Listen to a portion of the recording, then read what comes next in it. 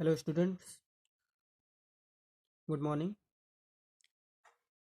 Previous lecture में हम जो है कि परमुटेशन एंड कॉम्बिनेशन से जो है कॉम्बिनेशन पार्ट स्टार्ट कर चुके हैं, जिसका इंट्रोडक्टरी पार्ट ऑलमोस्ट हमने कवर कर लिया था। कुछ चीज़ें इंपॉर्टेंट चीज़ें उसमें रह गई हैं जिसको करना है। ठीक है, तो उसमें जो है सबसे पहली चीज़ ये थी कि एलसीआर का जो फॉर्मूला हमने लिखा था कॉम्बिनेशन का, है ना।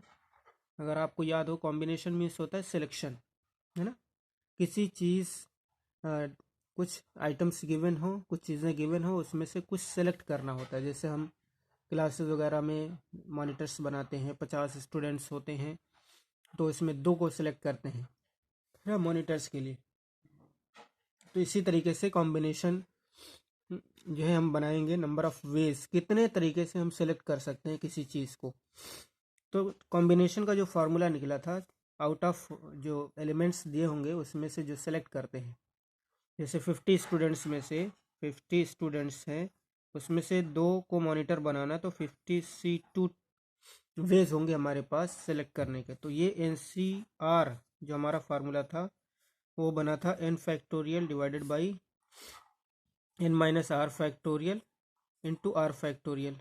क्लियर? ये फार्मूला हमने ड्राइव कर लिया था इससे पहले क्लास में।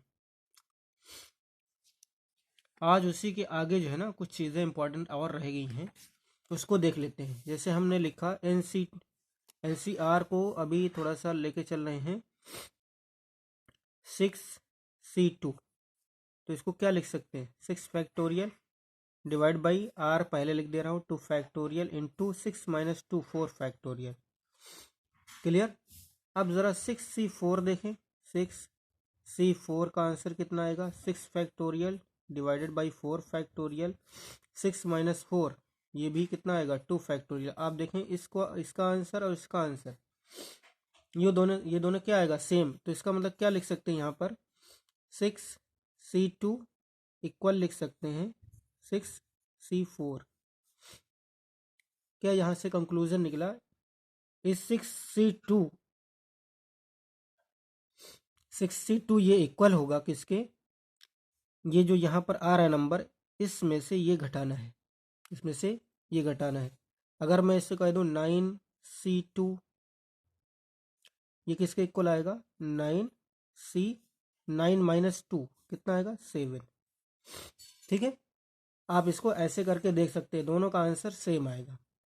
सिमिलरली हम लिख सकते हैं, अगर NCR है तो ये किसके इक्वल लिख सकते हैं, N माइनस आर।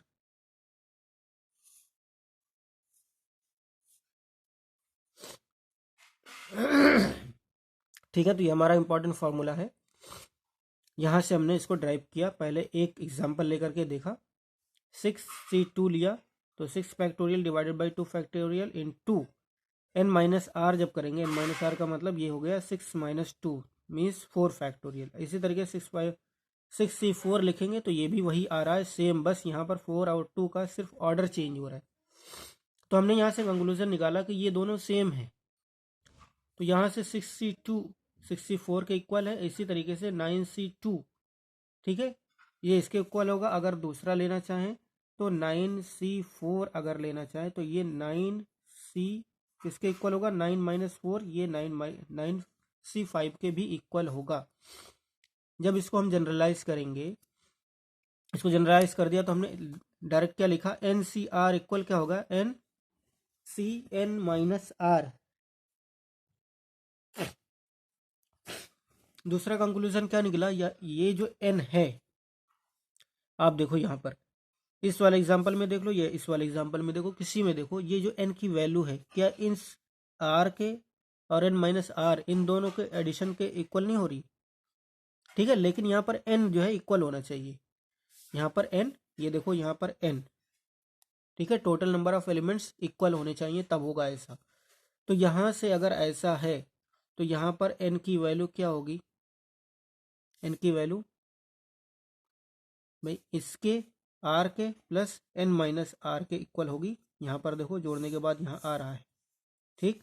तो यहाँ पर n की वैल्यू 9 कैसे आया, 9 आया 4 प्लस 5 करके, ठीक। अगर यहाँ कहीं लिखा हुआ है NC2 इक्वल NC3 और आपसे कहा फाइंड n, तो क्या करेंगे, डायरेक्टली n की वैल्यू क्या होगी 2 + 3, n की value is equal to n equal 5। इस तरीके से हम कर लेंगे। लेकिन यहाँ पर एक कंडीशन है, यहाँ पर n total number of elements same होने चाहिए दोनों में, ये r की वैल्यू डिफरेंट होगी।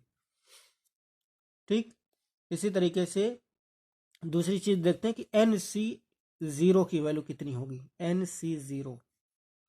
NC0 फॉर्मूला लगाए NC0 का, n factorial divide by 0 factorial into n-0 factorial. n-0 का मतलब n फैक्टोरियल।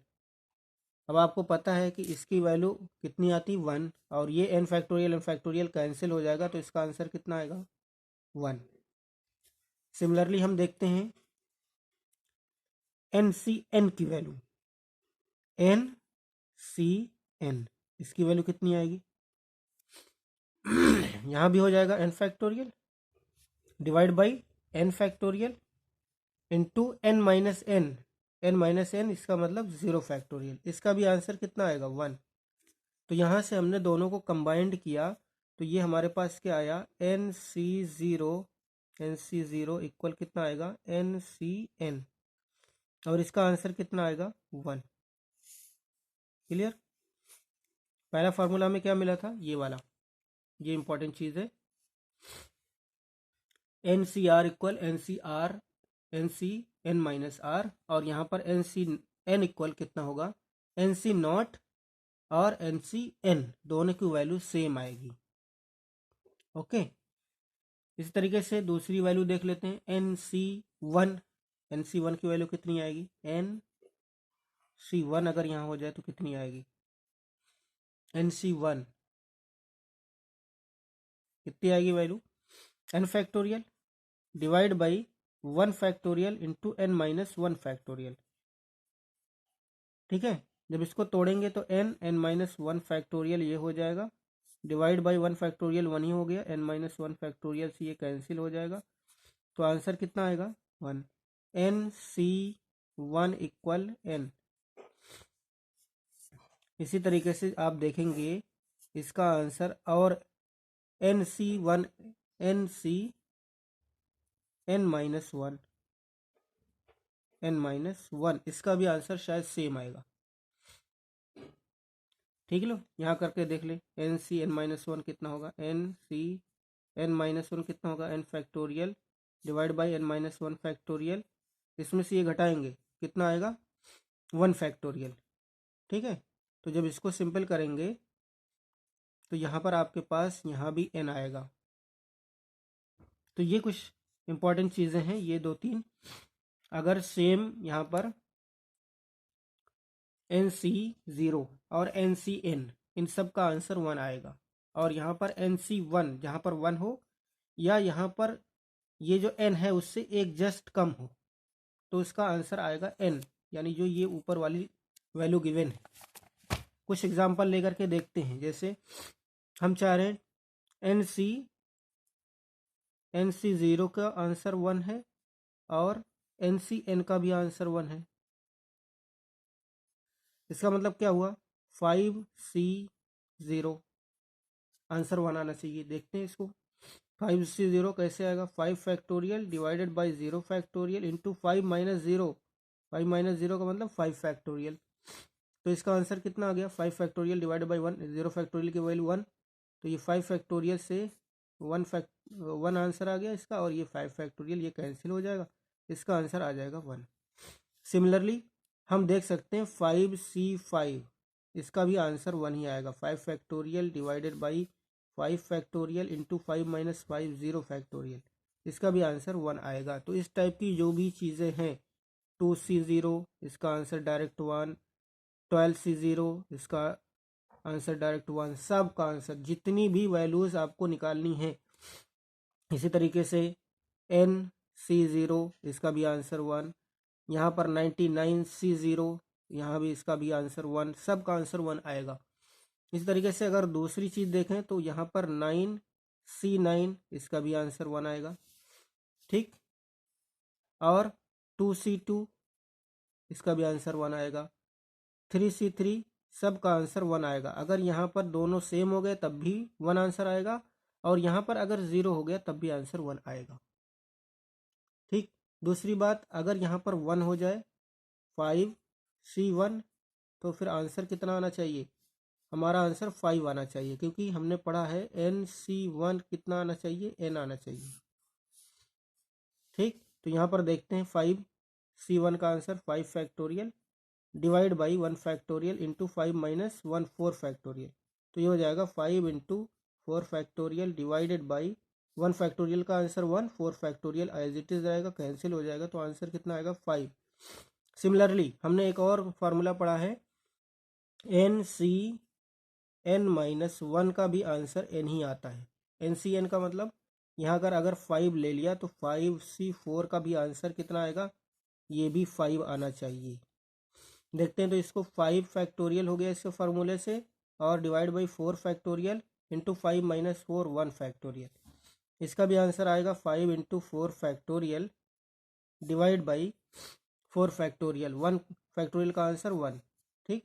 तो इससे हमारा अभी आंसर कितना आ गया? 5 आ गया। इसका मतलब ये वेरीफाई हो गया। तो इस तरीके से कोई भी होगा, जैसे 5C1 है तो इसका आंसर 5 आएगा, 10C1 है तो इसका आंसर 10 आएगा, जो यहाँ पर n की जगह पर होगा वही आंसर आएगा। या फिर 5C4 है, इसका भी आंसर 5 आएगा। इससे एक कम, या तो यहाँ पर 1 होना चाहिए या फिर इससे एक कम यहाँ होना चाहिए, तभी आंसर कितना आएगा? n के इक्वल आएगा। इसी तरीके से 99, अगर मैं कहूँ C1 कितना आएगा? 99 आएगा। या फिर कह दूँ 99C 98, ये भी आंसर कितना आएगा? 99। क्लियर? तो ये दो फार्मूला हमको बहुत इंपॉर्टेंट याद रखना है, डायरेक्टली हम यूज़ करेंगे आगे। जो हमारा क्वेश्चन आएगा उसमें डायरेक्टली यूज़ करेंगे। कौन सा फार्मूला पढ़ लिया हमने? NC0 का आंसर कितना? NC0 का आंसर 1, एक फार्मूला ये, और NCN का भी फार्मूला ये भी 1, ये दूसरा फार्मूला पढ़ लिया हमने। तीसरा फार्मूला क्या पढ़ा? NC1, इसका आंसर n फैक्टोरियल नहीं, n। और उसके बाद चौथा पढ़ा NCN-1, इसका भी आंसर n आएगा। ये 4 इंपॉर्टेंट चीज़ें हमने पढ़ ली। और एक पहले पढ़ी थी, उसमें पढ़ा था NCR इक्वल होता है NCN-R। यहाँ से n की वैल्यू भी फाइंड कर सकते हैं जब नंबर ऑफ एलिमेंट्स सेम हो। यहाँ पर n सेम वैल्यूज हैं तब। क्लियर? तो इसी बेस्ड पर हम देखो, ये पूरा एक्सरसाइज 7.4 आपको गिवन है। उससे पहले कुछ एग्जाम्पल्स आपको गिवन है, वो आप पढ़ सकते हैं, देख सकते हैं। क्वेश्चन नंबर 1 है 7.4 का, if NC8 equal NC2 find NC2। Clear? शायद आपको अगर जो है समझ में आ गया हो तो ये क्वेश्चन बहुत छोटा सा है। क्वेश्चन नंबर 1,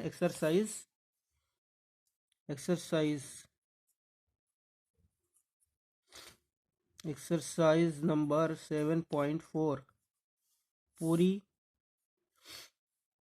ये पहला क्वेश्चन क्या दिया हुआ है? NC8 equal NC2। आपको फाइंड क्या करना है? Find NC2। तो n की वैल्यू क्या होगी? अभी मैंने बताया NCR इक्वल NCR-1, तो यहाँ से n की वैल्यू क्या हो जाएगी? 8 + 2, n की वैल्यू हो गई 10। ठीक है, देयरफॉर NC2 की वैल्यू क्या हो जाएगी? NC2 की वैल्यू हो जाएगी 10C2। फार्मूला पुट कर दीजिए। फार्मूले में 10 factorial divided by 2 factorial into 10 minus 2 8 factorial. जब इसको हम सॉल्व करेंगे 10 इंटू 9 इंटू 8 फैक्टोरियल यहाँ पर रह गया, इंटू 2 फैक्टोरियल इंटू 8 फैक्टोरियल, ये 8 फैक्टोरियल से कैंसिल। हमारे पास आंसर कितना आ गया? 10 into 9 divided by 2 factorial means 2 into 1 5 5 9 45, ये आंसर हो गया इसका। क्लियर? क्वेश्चन नंबर 2 देखते हैं।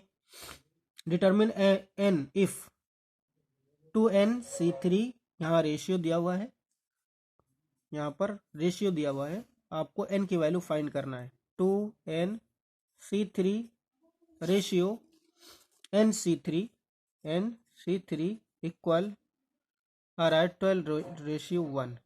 ठीक, आप डायरेक्टली फॉर्मूला अप्लाई कर दीजिए। डायरेक्टली फॉर्मूला अप्लाई करेंगे तो यहाँ पर आंसर कितना आएगा, 2n factorial divide by 3 factorial into 2n-3 factorial. Clear. Ratio रखते हैं n factorial divide by 3 factorial into n-3 factorial, ये आ गया इक्वल टू 12:1।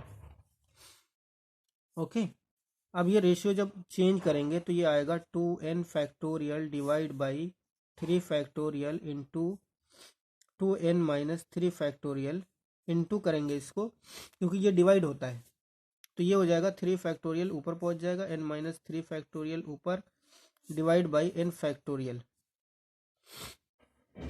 ठीक है, इक्वल क्या हो जाएगा, 12/1 यानी 12 हो जाएगा।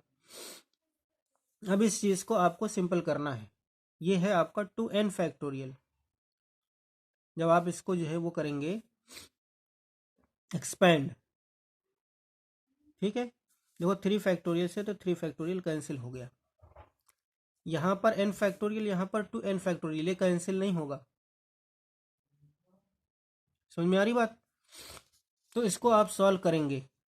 ठीक है, कैसे सॉल्व करेंगे इसको भाई, 2n फैक्टोरियल 2n लिखेंगे, 2n-1 लिखेंगे, 2n-2 लिखेंगे, इस तरीके से लिखते लिखते 2n-3 भी आएगा यहाँ।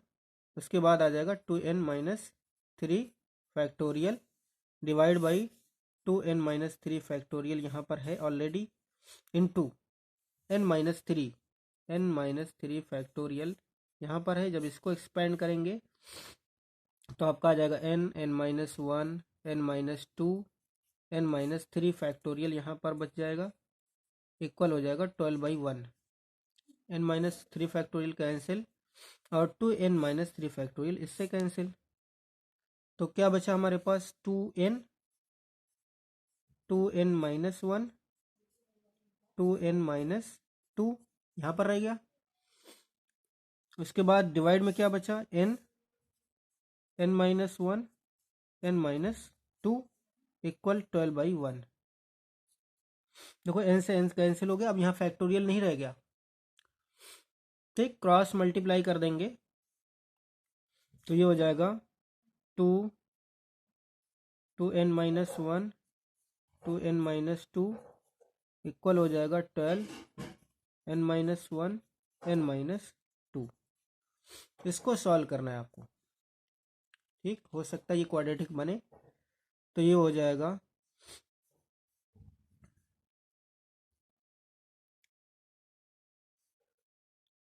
4n-2 और 2n-2, ये हो जाएगा 12। इसको मल्टीप्लाई कर देते हैं, n²। ओके, ये देखिए मैंने जो है मल्टीप्लाई कर दिया ये पूरा यहाँ से। ठीक है, वहाँ से ये मल्टीप्लाई कर दिया, यहाँ पर ये ओपन कर दिया ब्रैकेट, तो ये है हमने इसके बाद फैक्टर किया तो n की वैल्यू 5 या n की वैल्यू 1 आ रही है। ठीक है, तो आपके आंसर में शायद n की वैल्यू 5 है, कोई बात नहीं, यहाँ पर दोनों वैल्यूज़ आ रही हैं। ठीक, हमारे जो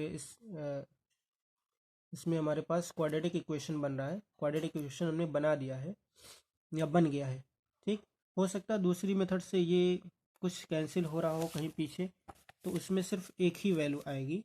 यहाँ पर देख सकते हैं आप, यहाँ पर कहीं भी यहाँ पर 2 कॉमन लेंगे तो n-1 आएगा, शायद यहाँ से कैंसिल किया होगा।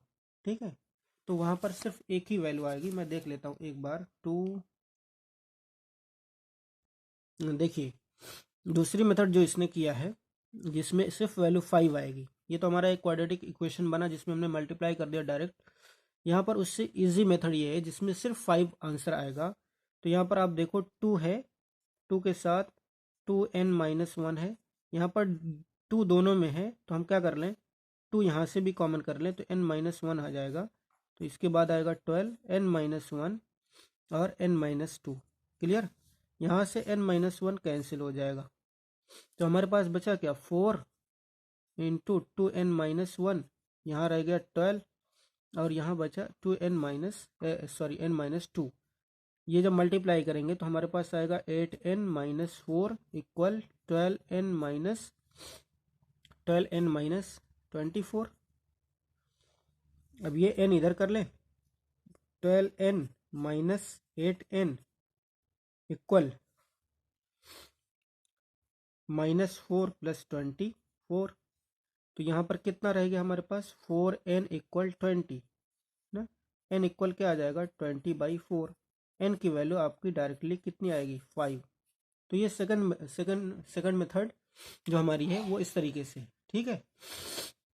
इसको भी कर सकते हैं और ये क्वाड्रेटिक जो बन रहा है इससे भी कर सकते हैं। इससे दो वैल्यूज पॉसिबल हो रही हैं, एक वैल्यू ये पॉसिबल हो रही है, दूसरी वैल्यू ये क्वाड्रेटिक। जब हमने यहाँ पर कोई कॉमन नहीं लिया, कोई चीज़ कॉमन ना लेने के बजाय हमने क्या किया, डायरेक्टली मल्टीप्लाई कर दिया। मल्टीप्लाई करने के बाद हमारा क्वाड्रेटिक इक्वेशन बन गया। ये क्वाड्रेटिक इक्वेशन के बाद इसको फैक्टर किया हमने, फैक्टर करने के बाद उसकी वैल्यूज हमने फाइंड की, तो इस तरीके से आ रही है। क्लियर? ओके, क्वेश्चन नंबर 3 देखते हैं। How many cards can be drawn through 21 points on a circle. ये जो सेकंड पार्ट है आप इंशाल्लाह खुद कर लेंगे। Question number 3, how many cards can be drawn through, total points कितने दिए हुए हैं क्वेश्चन नंबर 3 में। क्वेश्चन नंबर 3 में जो टोटल एक हमारे पास सर्किल है, ठीक है, इसके हम टोटल पॉइंट्स कितने ले रहे हैं 21। टोटल पॉइंट्स जो गिवन हैं कितने हैं 21। आपको क्या कह रहा है, ये कह रहा है how many cards can be drawn through 21 points on a circle. अब बताइए यहाँ पर क्या लगेगा, कॉम्बिनेशन लगेगा या परमुटेशन। कार्ड को बनाने के लिए हमें, जैसे ये 2 पॉइंट ले लिए, 2 पॉइंट से ये हमारा पॉइंट ए था और ये बी पॉइंट था, तो हमारे पास रिक्वायर्ड कितने पॉइंट्स चाहिए, required points to make a card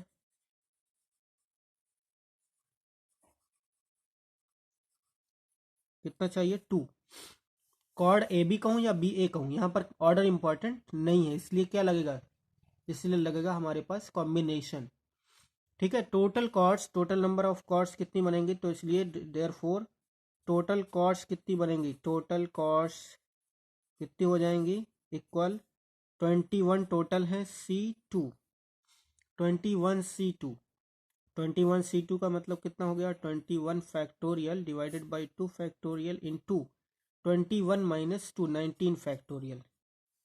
clear? इसको सॉल्व करेंगे 21 इंटू 20 इंटू 19 फैक्टोरियल, इससे कैंसिल हो जाएगा 19।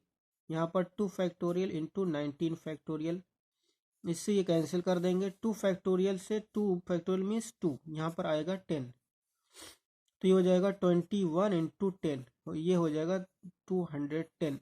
210 टोटल कॉर्ड्स बन सकती हैं, ठीक है, 210 टोटल कॉर्ड्स कितनी बन गई 210। क्वेश्चन नंबर 4 की तरफ बढ़ते हैं। क्वेश्चन नंबर 4 पढ़ते हैं, क्या कह रहा है।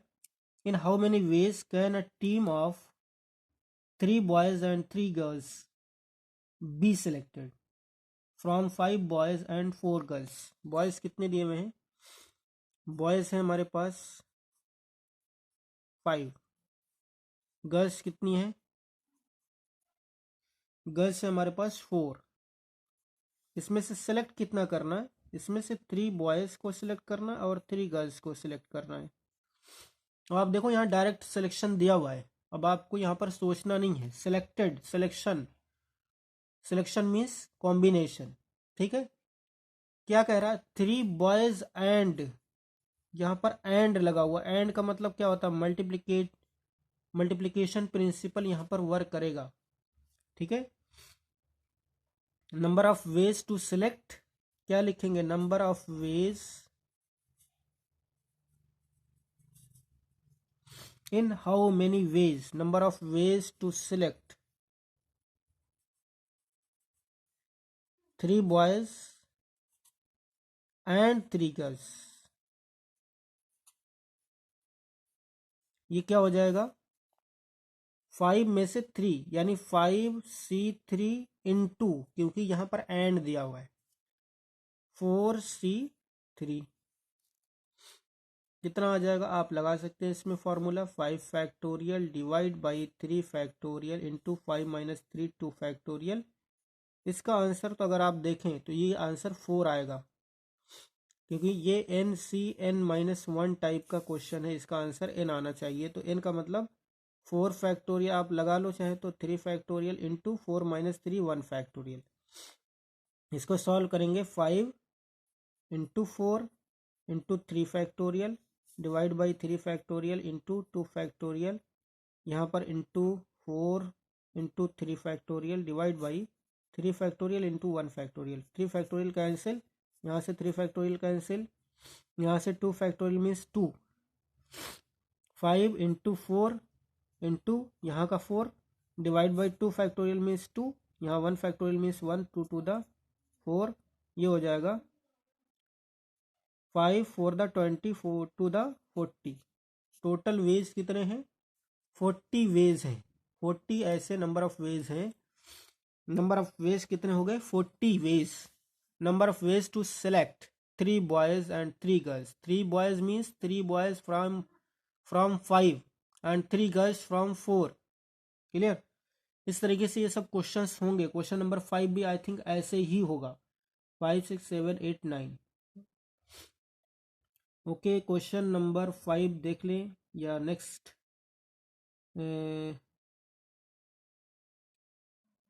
आई थिंक नेक्स्ट वीडियो में इसको कवर करेंगे, क्वेश्चन नंबर 5 6 7 8 9।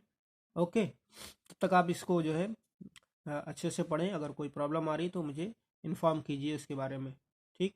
और लेक्चर डेली अटेंड कीजिए, है ना, डेली प्रैक्टिस कीजिए, क्योंकि आपका जल्द ही एक MCQs टाइप का टेस्ट होगा जिसमें सबको कंपलसरी ही देना है। अगर जो नहीं देगा उसको जो है मार्क्स यूनिट टेस्ट का या एग्ज़ाम का नहीं मिलेगा, या जो इंटरनल मार्क्स से मिलेंगे नहीं। Okay, thank you.